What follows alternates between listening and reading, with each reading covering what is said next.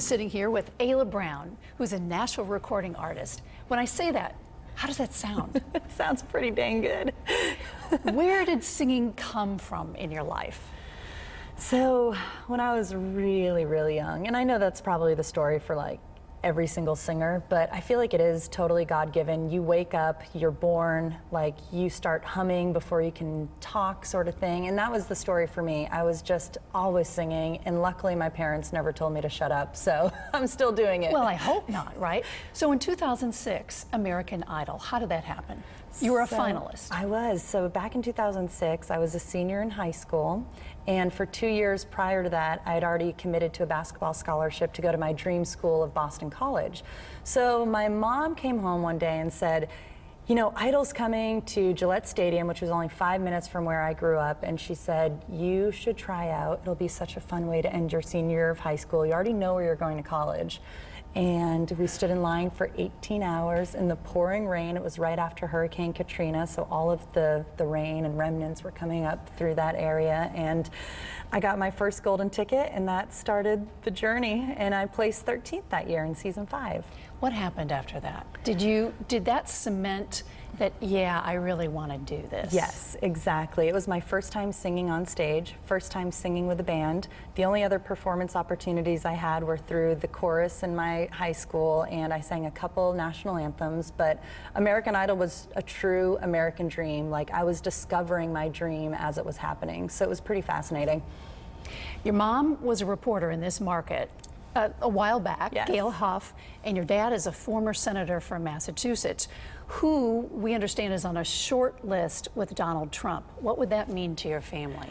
To be, oh my goodness, have a vice president in the family? I think it would bring a lot of excitement and change and some nerves, of course, but whatever is good for the direction of our country. And I think my dad would be a great fit for the vice president if he is selected, of course. And it's a big decision that he and my family have to make, but just to even be considered, what an honor. Seriously. Well, then I see you writing more songs. You're quite patriotic, and in fact, you're on a tour right now. And veterans mean a lot to you. Tell me why. They sure do. So my dad served 35 years in the Army, and he was a colonel. Scott Brown, yes, Scott Brown, and he was a JAG, so a lawyer in the Army nonetheless. And my grandpa also served. My cousin is currently in the Coast Guard, and so it's definitely family-oriented, so the love for my country goes very deep with that. But also, back in 2010, I got my first opportunity to go over to Afghanistan to sing for the troops. And that, for me, was a life-changing moment. And since then, I've been over to 7 different countries, and I'm going overseas another time for a whole 2-week July 4th tour, going over to the Middle East again. So, paint a picture for me what that's like to sing to a bunch of guys and gals who are fighting for our country. Painting a picture, I mean, every base, every city is so different, but the feeling remains the same of appreciation of, you know, when they hear some American country music and they get to talk to us after the shows, that's what they love the most, is getting to connect. And so we had a few people, I think we were in Spain, where after the show was over, they said, hey, do you guys want to hang out and play pool with us afterwards? We're like, absolutely, let us go, just put our instruments down and we'll come back. And they said, okay, cool. So we went back to them after we were done doing that, and we played pool.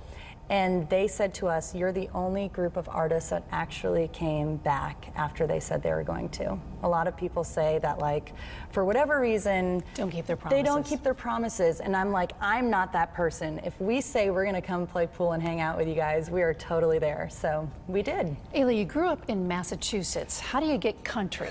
How did you find that How did genre country of music? find me? Yes. I actually have a song on my first country record called Country Found Me that explains it a lot. But I will say, every time someone asks me that question, I always say, well, we have Jody Messina. Jody Messina is from Massachusetts. So I'm not the only one who loves country music, and it's such a growing genre with a lot of fans. And I was introduced to it my junior or senior year of high school, and I love writing country music. I mean, it's evolved a lot. There's a lot of pop elements, some rock elements, bluegrass, Americana. It's kind of all mixing into one kind of genre of country music. How competitive is Nashville? I know the answer to this, but how do you cut through the clutter? You're living in Nashville now, Yeah. trying to really, grab hold of this and become a major star.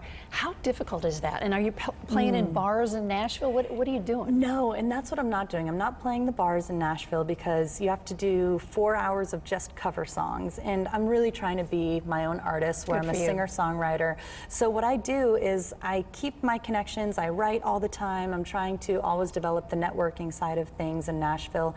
But in order to make money, I have to go out. I have to go out of the city. I have to travel. I have to find tours like the one that I'm on right now with Concerned Veterans for America, where I get to go all around the country putting on free shows for our military families, veterans, and people who care about the direction of our country and where it's going. Grab your guitar a second. Sure. So as a singer-songwriter, where do you get inspiration and how do you write things? And does it come easy to you? It all depends on the mood I'm in. So, like if I had my phone, I'd show you, but I have a bunch of just song ideas, song titles that I always keep on hand. If something comes to my mind, before I forget about it, I'll always write it down. And then I always say writing a song in Nashville is very much like booking an appointment with a doctor. So let's just say you're another songwriter in Nashville and we meet having coffee or we meet at a bar or something. We'll say, hey, we should write sometime. We'll both pull out our calendars and be like, well, I only have June 5th available. Are you available June 5th? And it's like, oh my gosh, we're like a month away, but yeah, let's put it down. And then when June 5th rolls around, we'll get in a room and we will write a song. 4 hours later, it'll be done. And if it's really, really good and we both love it, then we'll pay to get it demoed. And then that's kind of how the birthing process of a song happens. So you get help along the way. Yeah, or you can write a song completely on your own, which I've done before. So there's a song called Turbulence that I wrote. It's on my most recent record. Give us a little of that. That I wrote by myself, like in my apartment one night. And so I see you looking at me. Why did those eyes mystify me? Without even knowing, you're bringing me down like weight in the water. It's making me drown. And when I come back up for air, you seem to always be right there. Need another dose of you. It's turbulence, turbulence, shaking me around, and gravity is pulling me. Can't get above the ground. Every time you sing my name, I come back like some kind of game. It's turbulence, turbulence, turbulence, turbulence. Where did you learn how to sing? Lessons, or you just started in? I just started. So when I was super young, I would always just watch Disney movies and I would sing along to every song that the princesses sang. And I think I started realizing, okay, I'm hitting those exact same notes as they are. Maybe that means something. And then I started getting into musicals and I loved Annie and those types of shows where like kids were singing and just like me. And it just evolved into loving everything music related, from Celine Dion and Josh Groban all the way to the Miranda Lamberts and the country stuff. So You seem so, I've seen a lot of videos of you. You seem so comfortable on the stage. What is it that you get by being on the stage singing and making music? I think, and we were kind of discussing this before, being on a stage is a constant feeling of gratification for me in all different ways. So if I'm having a bad day or something, is happening where it's like, man, I wish I could go to bed. If I have a show that night, it's like everything that was negative in my mind or in my being is just totally washed away the minute that I get up on stage.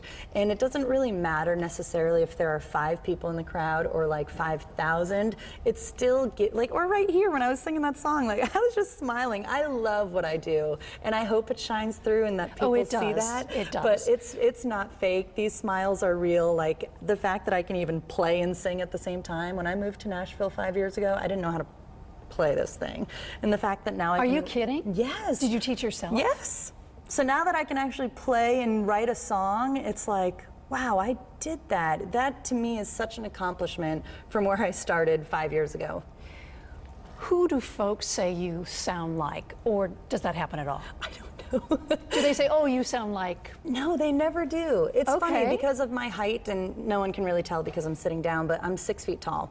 So when I have my hair usually curly, they're like, oh, you remind me so much of Taylor Swift. And I'm like, just because I'm tall and, you know, had curly hair just like she used to. But no, I don't necessarily hear a lot of similarities. I would say maybe like a Faith Hill, but I don't know. You're carving out your own path. I'm trying to just write songs that mean a lot to me. And my most recent release is an album called Let Love In, and I co-wrote or wrote every song on that record. So if anyone wants to check it out, it's on iTunes. You can stream it. You can get physical copies on my website, aylabrown.com.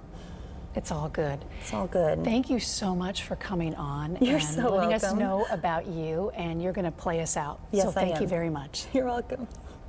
Hey everyone, my name is Ayla Brown. Thank you so much for tuning in. This is called Matches and Gasoline.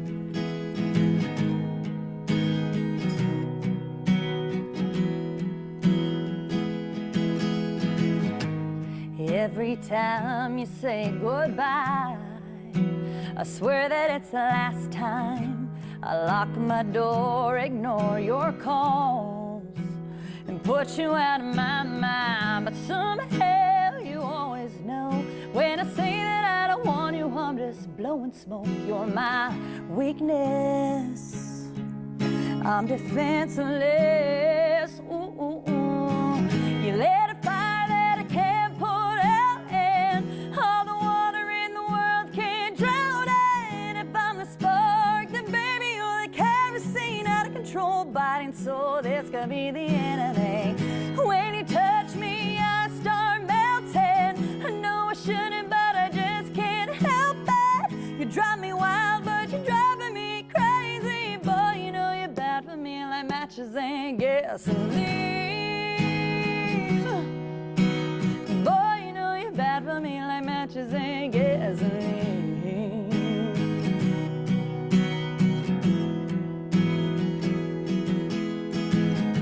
I like to say it's all your fault, but baby that ain't true. I'm the one who takes you back, the one that can't quit you. We both know this ain't love, but whatever the hell it is, I can't get enough, can't resist it. I'm addicted. Whoa, whoa, whoa, you lit a fire that I can't put out, and all the water in the world can't drown it. If I'm the spark, then baby you're the kerosene, out of control, biting, so this could be the enemy. When you touch me, I start melting. I know I shouldn't, but I just can't help it. You drive me wild, but you're driving me crazy. Boy, you know you're bad for me like matches and gasoline. Yeah, yeah.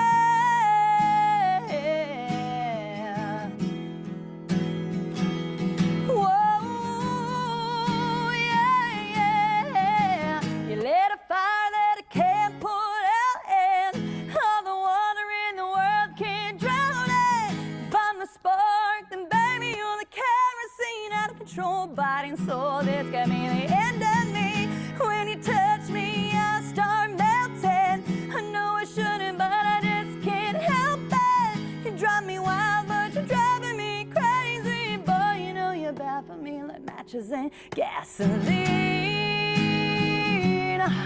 Oh boy, you know you're bad for me like matches and gasoline. Boy, you know you're bad for me.